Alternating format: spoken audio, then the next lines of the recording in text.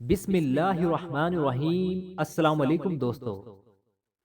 سیدنا عبداللہ بن بصر رضی اللہ تعالی عنہ سے مروی ہے، وہ بیان کرتے ہیں کہ نبی کریم صلی اللہ علیہ وسلم نے فرمایا، اس شخص کے لیے جنت کی خوشخبری ہے جس کے نام اعمال میں کثرت سے استغفار پایا گیا۔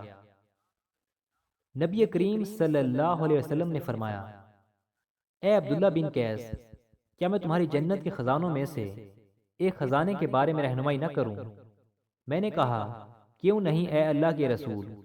آپ صلی اللہ علیہ وسلم نے فرمایا، لا حول ولا قوت الا باللہ۔ نبی کریم صلی اللہ علیہ وسلم نے فرمایا، جنت کی کنجی نماز ہے اور نماز کی کنجی طہارت۔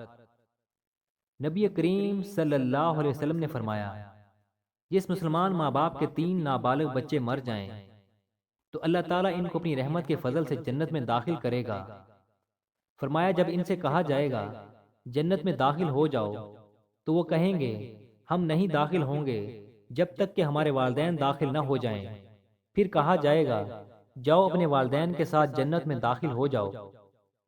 نبی کریم صلی اللہ علیہ وسلم نے فرمایا، معراج کی شب میرا گزر چند ایسے لوگوں پر ہوا جن کے پیٹ گھڑوں کی مانند بڑے بڑے تھے، جن میں سانپ تھے جو پیٹ کے باہر سے نظر آتے تھے۔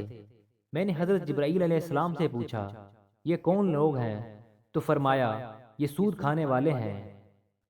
نبی کریم صلی اللہ علیہ وسلم نے ارشاد فرمایا، جو شخص رات کو وضو کر کے سوئے تو ایک فرشتہ اس کے پاس رات گزارتا ہے۔ جب وہ شخص اٹھتا ہے تو وہ فرشتہ کہتا ہے، اے اللہ، اپنے فلاں بندے کی مغفرت فرما، کیونکہ وہ وضو کر کے سویا ہے۔